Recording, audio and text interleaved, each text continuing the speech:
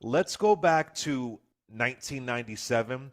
Just tell me the the guy that you were, just who you were at the time, 30 years old, living your life in Los Angeles, California. Who were you?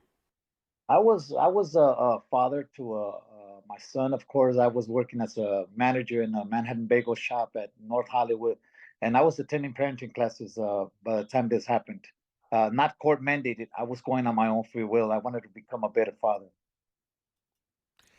So I want to give people a little bit of context. So we're talking about mid to late 90s Los Angeles.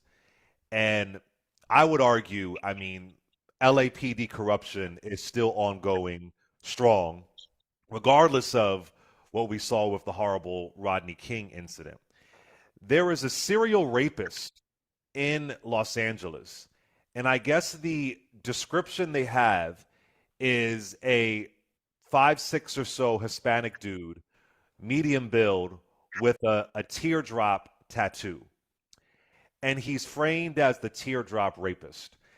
Now, 5'6" medium build, Mexican dude with a teardrop tattoo, it's not very specific. You know what I'm saying, Mr. Vargas? Like, it's not That specific. And also, that's for a lot of anybody. folks think, right. A lot of folks think that teardrop tattoo means you murdered somebody, but that isn't accurate, correct? That is so inaccurate, man. I mean, I did that tattoo when I was like about 12 years old. I was Right. with. I wanted to fit in with my friends. I wanted to fit in with my homeboys. So I've seen everybody have one. I go, you know what? That's the way to go. That's one of the ways to fit in. Yeah, exactly. So I want to give folks this context, and we've covered so many stories where it is an eyewitness account or one person's being pressured by a police officer. All right, so this is wild. The day is April 8th, 1997. Are you literally going to the parenting class? Literally? I was literally at a parenting class when they picked me up under the guise of just having questions asked. So tell us what happened that day, April 8th, 97. Well, it was about 8:30 in the morning. I'm sitting at a place called People in Progress, right across from MacArthur Park in downtown LA, and I'm attending this People in Progress parenting class. So of course, I was going voluntarily. I wasn't being court mandated, and I remember the director's name because the director's name at that time, if anybody remembers, his name was Richard Ramirez, just like the name of the Night Stalker back in those days. So I'm sitting at the balcony with a group of people, just waiting for the class to begin. When all of a sudden, I see some police officers approach the receptionist area, and next thing you know, they're asking her questions. The receptionist towards my area, and I see the police officers just sewn in on me, just straight look at me, right, like if I was a target. And that's where my turmoil began, where my ordeal began that morning, about 8:30 in the morning. And this is interesting. So you are cooperating because one, you have no idea what's going on, and the police officers say they want to ask you some questions. Do they take you down to the police department? Do I have that right? And you're thinking everything is cool. I don't mind helping these guys out. Is that right? Yes, that's correct. Ironically, I thought that they were just. Well, I immediately asked when the police officer approached me, and he goes, "Are you Luis Lorenzo Vargas Alatorre?" I go, "Sure, I am." He says, "Do you used to live at 341 South Fenway?" I go, "Yes, I did." And he goes, "Can I ask you some questions?" I go, "Sure, why not?" I had nothing to fear. I wasn't running for the police or anything. I didn't have no warrants. I was just attending parenting class. I was doing good. We walked over to the front of the elevator, and in front of the elevator, you know, he goes like, "You're gonna have to go down with us to the police station." I thought they were 77. I thought they were Rampart Division because that's where I was. That's the vicinity where I was in. But I found out later on they were 77 prison down in South Central LA. And I found that out because of the right over there. And I even asked him, "Are you going to handcuff me?" He goes, "No." We were at the fifth floor of the building at about 8:30 in the morning. Next thing you know, we get into the elevator. I'm not handcuffed. We step out to the streets. I'm not handcuffed. There were thousands and thousands of pedestrians walking around, thousands of traffic cars running back and forth. There were like about seven alleys around me, right?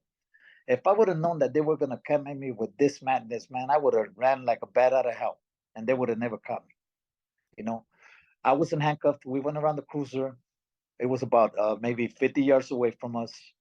Once we got into the cruiser, He said, I'm gonna have to handcuff you now because you're going into the car. I go, sure, why not? And excuse me. And next thing he starts stereotyping me straight up right off the bat. He goes, what kind of music you listen to? I go, none, I'm okay. And you know what he did? He put it on oldie station. I mean, he's seen me just like you just said earlier, right? Hispanic, 5'6", with a teardrop, that fits about anybody. So every Hispanic with a teardrop must listen to oldies, right? So he went ahead and played some oldies for me on the radio. I go, sure. I wasn't thinking, I wasn't worried about it. Next thing you know, we drive down to 77 Precinct in the South Central LA. About 9:15 in the morning, we get there, and 9:15 turned into 10, 10 into 11, and the time just went on, right? I wasn't not. They didn't even read my Miranda rights to me, you know. Next thing you know, I see a detective come in at about probably 3 o'clock in the afternoon, 2:30, 3 o'clock in the afternoon, right? And she had a file on her folder.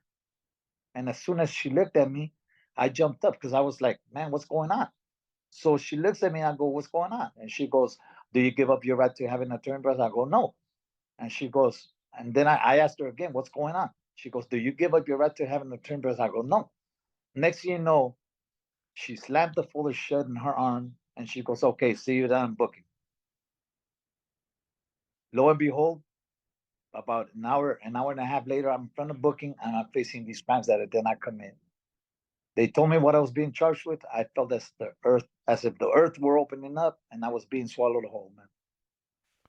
Wow, this is just, you're literally going to a parenting class. Again, not mandated. You're just going to go. And hours later, you're in police custody. Let me, this question, because I was trying to, it's hard to even understand because it's so crazy. It's like something out of a movie. But why did they even stop you in the first place at the parenting class? Do you have any idea why they even just zeroed in on you in the first place? I have no idea. I'm thinking that they just wanted to close the case, and it was election year, I believe. They wanted to close the case, and you know, they just, in order to close it, they just found the first individual that fit the Wow. profile, and unfortunately, it was me. Wow. All right, so here's a really important part to the case. So you're charged with this crime. You are identified by one of the victims in the worst thing ever. It's called a six-pack photo array. And this is proven to be inaccurate over and over again. And if I have this wrong, correct me. From what I read, the police officer had one of the victims, and this horrible, disgusting serial rapist was attacking young Hispanic girls. And there's these six photos here, and he literally says, "Do you see, the perpetrator?" Which you're not Yes. supposed to do. You're not supposed to do that, right? And so he's kind of allegedly, according to what I read, instructing her to choose somebody. Choose somebody. Is that correct? That is definitely correct. I mean, how could they go ahead and do that? First of all, they're infiltrating. They're already putting it into the victim's mind that the perpetrator is there. No if and or maybe. No, the perpetrator is there. So you have to choose one of those individuals. And that's what actually happened during that day. Wow. So she basically, and and mind you, the photos that they allegedly have, they're all a bunch of Hispanic guys who pretty much, they all have a teardrop, they're all medium height, and so. But wasn't there something else that he? No, no, that's the courtroom. It gets even worse when we get to the Oh courtroom. my goodness. It gets so we'll get there. So what is your reaction when you find out that you're being charged with rape and with these horrible counts of sexual assault? And are you able to get a hold of your family at this point? Because they must wonder where you are. My dear sir, I was not able to get a hold of my family. My reaction to that was horrible. I felt as if the whole world had opened up and swallowed me whole. First and foremost, because I know what happens to people that goes into an institution, a jail, a dorm, a prison, worse. I know what happens to them when they're charged and labeled as sexual predators. They get raped with foreign objects, they get assaulted, they get killed. There were only two ways of me being able to come out of prison. One, with a toe tag, meaning I was dead, and two, only by a miracle. Wow. So you're arrested in '97. Your trial isn't until about 2.5 years later, November of '99, which is crazy. Are you behind bars the entire time waiting for trial? I am behind bars the entire time waiting for trial, and it was a terrible ordeal that I had to go through in Man Central Jail at that time. I was in one of the most dangerous dorms in the institution at that moment. 9,500. It was very dangerous. I mean, the first person I seen killed was a man that was stuck in the back of a wall. They put plastic bags on his head. They beat him up so bad that he choked in his own blood. And then when I found out that he was killed because he was a sexual predator, the only question I had to ask myself, like, when is it my turn? You know, Yeah, it I was mean, terrible. I've covered this before. People who are wrongfully accused of sexual violence, it makes their life even more dangerous when they are behind bars. So, when you were in county jail, though, Mr. Vargas, how are you surviving? How are you surviving the day by day? You're 2 years behind bars waiting for trial, but how are you surviving considering violence from inmates, considering even violence from guards at times? What was your day by day like? I'm walking on eggshells. I'm walking on eggshells. One time I was put into this pod where there was a bunch of inmates, not a lot of Hispanics. I got into it. I was assaulted. I was beat up. I was jumped on by some individuals that dragged me into a cell. Inside of the cell, I went ahead and managed. I mean, I said to myself, I'm on survival mode. I said to myself, if I stay here, they're going to kill me. So I went ahead and started fighting my way out. And fortunately, I was let out. uh, and police came in. I sat on the second tier. Next thing you know, they looked around and they seen that I was, beat up. I had signs of being beat up, and they're the ones that pulled me out of that dorm. You know, there were a lot of incidents like that. I had to go through reconstructive medical issues behind my jaw. I mean, I was on survival mode.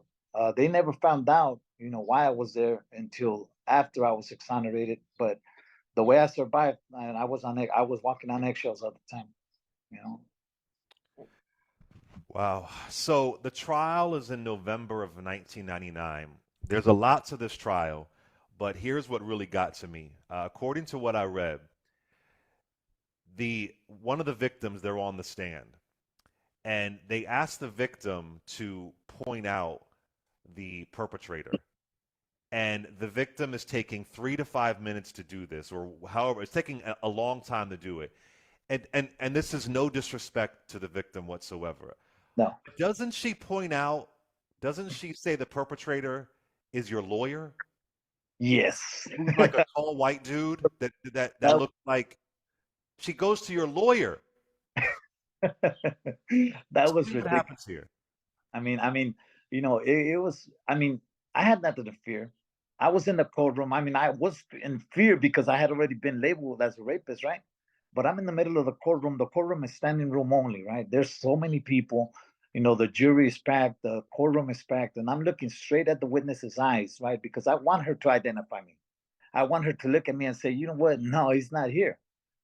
So I'm looking at her straight in the eyes, and next thing you know, the DA asked her to look around. I had an attorney that was probably about 68 years old. He was a white Anglo-Saxon male, white hair. I mean, if you'd actually, no disrespect to him, but if you'd actually threw on a red Santa Claus suit on him, he'd actually look like Santa Claus, right? So next thing you know, I'm looking straight at the witness, and the DA asked her, and 3 to 5 minutes in court to identify somebody is an eternity. So the DA asked her, "Do you see your attacker in the courtroom? Tell us if you see your attacker in the courtroom." So I mean, you pay attention to the wording, you're gonna find out lots of things, just like in double and identifications, right? Misidentifications. They give out certain subtle hints to be able to get their conviction, or to be able to get their purpose achieved, right?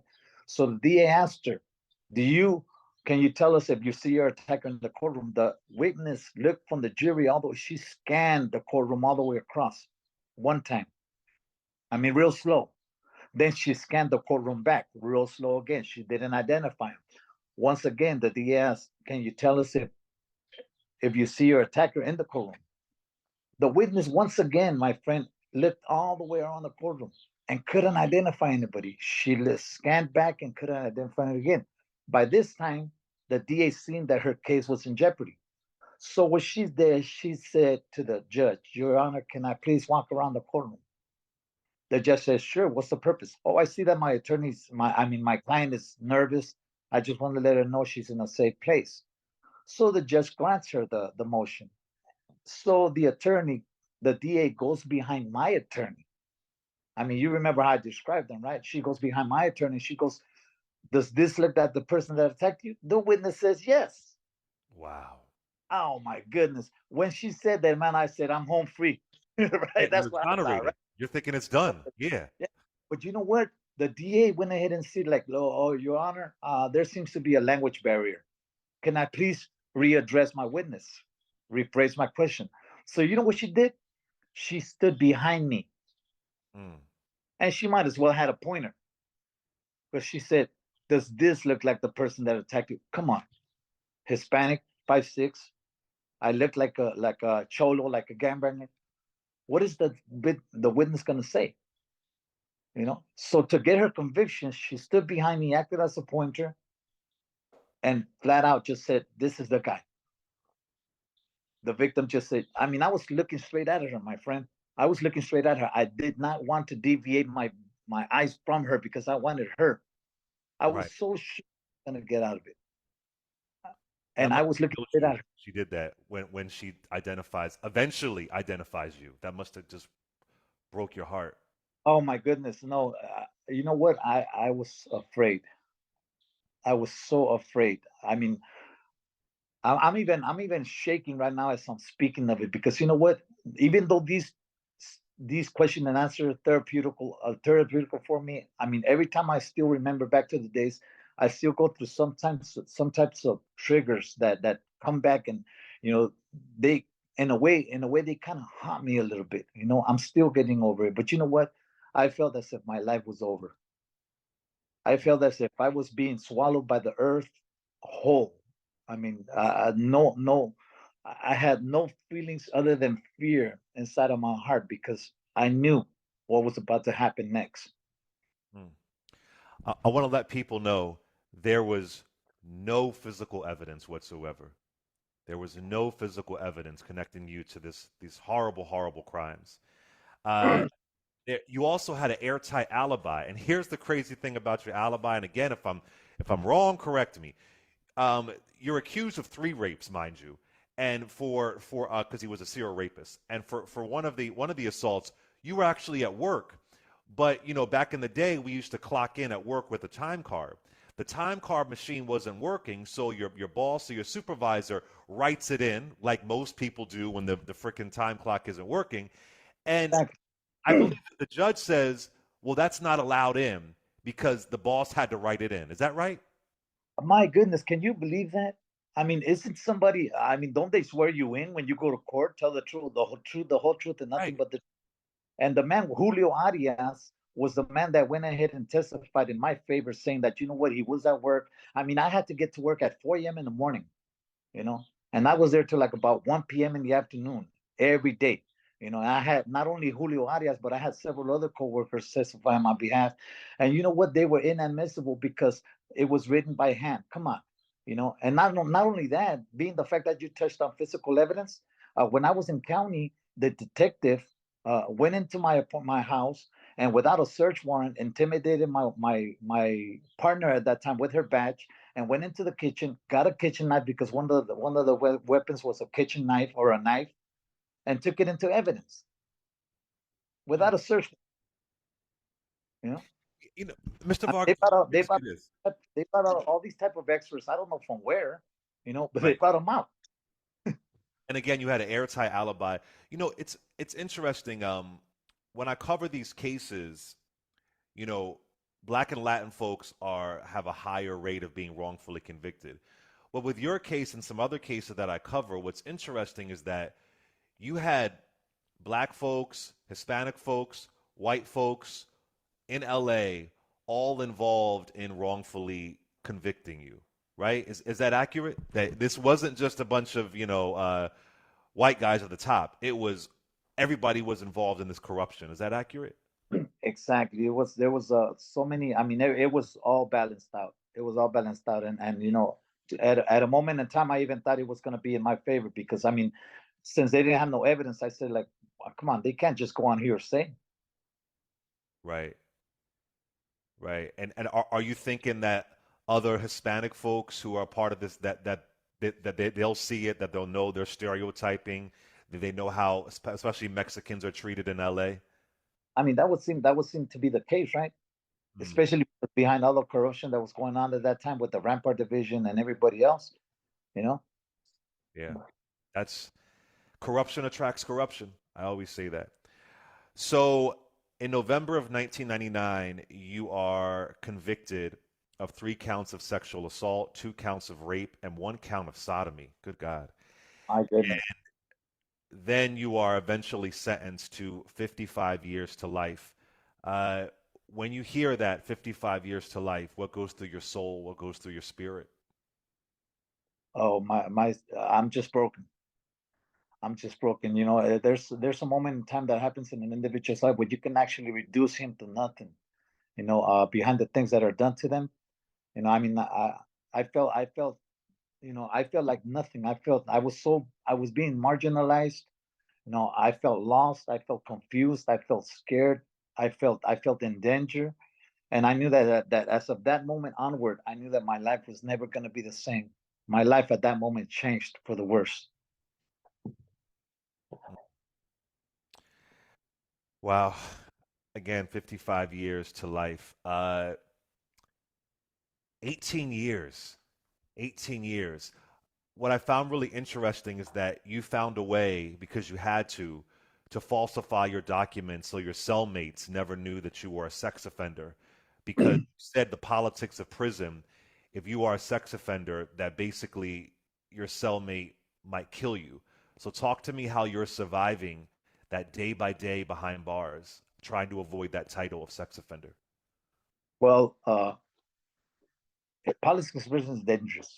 And yes, your cellmate has to kill you. If not, they'll kill him, and then they'll go after you. When I went into the maximum security prison, God allowed me to begin working in the program office as a clerk.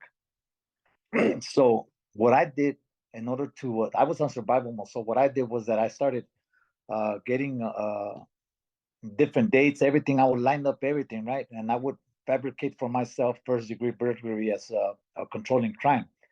And I would then type out everything, lower the fonts on the computer, make them fit to original 128G, which is a document that they give you in an annual institution and an annual classification. And these are the documents that individuals in prison ask for to be able to find out what crimes you're in there for, right? So I went ahead and falsified all of that. I would, on a yearly basis, I would have to, every time they would ask for papers, do a cleanup on the yard, find out what people were in there for. I would always have to ask. I would always have to get new copies of my 128G with my falsified information on it, white out a lot of information, and put the new information on there, and then I would have to get photocopies and make it look like it was legit. So fortunately for me, I was never caught in there doing that, especially by the convicts or by the people that ran the yards. I would always be able to get away with falsifying documents. But mind you, I would always have to change names, dates, times, commissioner names, sergeant names. I would always have to do that on a yearly basis. And you said that you had kids, but how was your mother? I know you're close to your mom. How was your mother impacted by this? Oh, she was gravely impacted. I mean, every time that she would do her best to go visit me, I mean, she would go out her way to get rides to go visit me. She suffered financially, emotionally, physically. She was at that moment she was 55. Well, she was younger than that, but then when I would see her, I would always just see every time that she would visit, I could see the track of her tears, the track of suffering in her face. I would always see her suffering through her eyes, and it was so dramatic for her, man. She went through a lot, you know. She's still with us? She's still with us. She's still with us. She's here in Santa Maria with us, and she's very happy, very happy. You think about this time and you think about how you're impacted, but you have your mother, you have your kids. I'm sure you're missing all these amazing moments with your kids, and kids don't understand why their parent isn't there. And there's just so much they take away from people when all they got to do is properly do their job. And then the rapist is out there assaulting more people. Is that accurate? My goodness, I cannot believe. You know what? I was so brokenhearted when I met one of the victims in one of the question and answer forums in one of the universities, right? And she ran up to me with tears in her eyes, and she told me like, "I'm sorry if I would have come up beforehand, that would have never happened to you." I just told her, you know what? Don't be sorry. You were just another victim of a broken system. And you know what? I found out later on they have not caught the individual. You know, on my first year anniversary, uh, one of my attorneys put a post on Facebook, right, saying congratulations on your freedom anniversary, and which is something that I really appreciated. But you know, the first people that came into my mind during that time, when they said that, was the three victims that had been assaulted by this man. You know, and to think that they had been victimized, once again victimized, because first of all, an innocent man spent all them years in prison because of something that they said, which was not their fault. They were just influenced. And then the individual that really committed the crimes was not arrested. You know, he's still out there committing crimes. As a matter of fact, when I was fighting my case in trial, they told me there were 11 Brady violations committed in my case. And Brady violations are when the prosecution withholds evidence. And Exactly. Exactly. In other words, during the time that I was being tried, the individual committed 11 more crimes that fell under the same criteria, the same modus operandi, everything. Just that, I mean, like a glove. You know, everything fit like a glove. I mean, they failed to bring that up and say, you know what, the individual crimes that this man is being accused of are still being committed while he's still in custody. When I was in state prison, my attorney, Justin Brooks, came and said, "Oh, guess what? He committed another crime." Ironically, I told him, "You know what? This is what I did. I went ahead and opened up my cell. I jumped the electric fence. I went and committed the crime, came back in, jumped the electric fence back in, and came back into my cell." I was being sarcastic. You know, how right, could that, you know? right. So you eventually you're writing countless innocent organizations, and you eventually connect with the amazing folks at the Innocence Project. So briefly explain how you are officially exonerated in November of 2015. My goodness, they picked up my case in 2011, I believe. Uh, when I was in Calipatria State Prison, the maximum security prison, I started writing letters back and forth. I was saying like, man, out of these, I had already lost my appeals, right? So I'm thinking like, man, I gotta find some type of way out, you know. So I started writing all these projects, right? I mean, I'm talking now. I probably wrote over 20 letters, man, to different projects. And I said, man, out of all these 20 letters, somebody has to respond, and somebody has to, you know, uh, catch wind of the fact that, you know what, they have an innocent man in prison, you know. So I'm writing all these letters. Next thing you know, I get a response from California Innocence Project in San Diego, the Western School of Law, right? And I get a questionnaire, and I fill it out, and I'm hopeful now. I'm thinking there's a light at the end of the tunnel. So I fill it out. And once I get to the end of the questionnaire, the first thing that I see is, "Don't write us back. We'll contact you if we accept your case." Right? Oh, that was torture. That was torture for me, right? But I sent the questionnaire in, and you know, I guess they were studying it, they were going over it, and you know, I feel hopeful because of that. And lo and behold, I'm sitting in the cell by myself. Next thing you know, I see a report from KCAL 9 in LA. And the report was about a serial rapist. So that caught my attention because that's what I was being accused of. My friend, the detective that was doing the interview live in front of the CCB building, or the police station, I forgot what it was. He started saying everything in accordance to what I was being charged with. So when he said that, I grabbed a piece of paper, I started writing everything down, names, dates, times, everything down. And I started writing everything down. And this goes to say what happened next, right? Because when I finished writing that down, I wrote it down more legibly in a paper. I sent it to the California Innocence Project in San Diego, the Western School of Law. And you know what? I found out later on through my attorney that they told me, you know what? That letter was the one that made us go ahead and take your case. Mm, Because that letter right there proved to us that, you know what, that they did have an innocent man in prison, you know? mm. So Wow. From there on, it was history, man. I thank God for this. Thank God for CIP, man. I'm so grateful to them. Now, what's crazy is that you're exonerated November of 2015, but then you're immediately picked up by ICE, and you're My not. So they lock you up for 18 years, and they put you in the custody of ICE, and you aren't released until May. Were you here undocumented? no, no. Why? I Why? Why did had a. ICE get involved? I'm sorry. Why did Yeah, no. ICE get involved? Well, they picked me up because of I had because of my case. They picked me up because I was subject to being deported uh because of what I had been accused of. Wow. So Even so I exonerated. mean the same. I went to court. I got exonerated. The judge goes, Mr. Vargas, you're here to be. You stand here as an innocent man. You've been exonerated. I mean, I knew what I was going to court for. I knew I was innocent all the way. Next thing you know, I'm placed in a holding cell with people that are being released. Gate passes after gate passes are being printed out by the computer, and people are leaving. 1 a.m. in the morning, I'm the only one there. So I asked the deputy, what's going on with my case? So he goes, okay, let me check. Next thing you know, 10 minutes later, I hear the printer being printed out, and it's a pass for me. But guess what? It's not a pass. It's not a release pass. They're picking me up. ICE is picking me up. They took me to a Santa Ana Federal Detention Facility and held me there at about 1:30 in the morning. I was in front of an ICE officer, and he's over here telling me, you know what? When was the last time you came into the States? I told him 1994. He goes, so you came back here illegally? I go, sure. And then he goes, well, you know what? I could sentence you to 15 years in prison right now without seeing an attorney or a judge. So, Wow. me, I was being, sometimes, I have a big mouth. So I was about to tell him, like, well, you know what? You already owe me three because I already did 15 for you guys.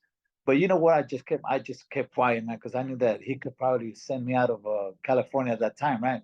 So I stayed quiet. So I went ahead and claimed asylum because of that. Because asylum buys you 48 hours, to where you have to see an attorney or judge, you know. So Wow. yes, to deport me. I mean, they placed me in so many different cells, with the intent to deport me. But I was always able to get a hold of my attorneys, Raquel Coleman and Justin Brooks and all that. They did a marvelous job, man. Thank God for them. Well, you are eventually exonerated May 16th, 2016, on your second daughter's birthday. I do want to say this, though. The only compensation you got for 18 years, it was for work wages, but not for the wrongful conviction. No, That's, it was for work. yeah, that's wild. For work wages. Yeah, on the very first interview that I had with Monica Ribeiro from Univision 34, this lady went ahead and asked me, Vargas, what amount would make up for the years that you have lost? And I honestly told her, you know what? I told her, you know what, Miss Monica, not even $1 million a year is just going to make up for the time that I lost, because my daughters were young at that time. I mean, I lost all their life. I lost all their life, and I mean, I lost everything with them, right? So I told her, not even $1 million a year is going to make up for what they had cost me to lose. But but I told her, I did tell her, though, somebody has to be accountable. You know, And nobody's been held accountable, correct? nobody's been held accountable. Yeah. Mm. Well, I do want to say, if you were able to, for our listeners out there, I want to give out your Cash App. It is $ LOUROCK 68. That's $LOUROCK 68. Lou Rock 68. I want to thank you for coming on and sharing your story. How are you today? How's your spirit? How's your soul? You know what? I'm doing great. I feel a 10. I feel that I'm progressing in life. I'm still getting over my triggers, but I'm doing great. I'm working for a great organization, the Anti-Recidivism Coalition in Los Angeles. They work to end mass incarceration. I have wonderful supervisors, wonderful coworkers, and they do a great job in doing this programs inside of prison and outside of prison. And I just want to say that, what, if you hear about this organization and also California CIP, man, help them out, man.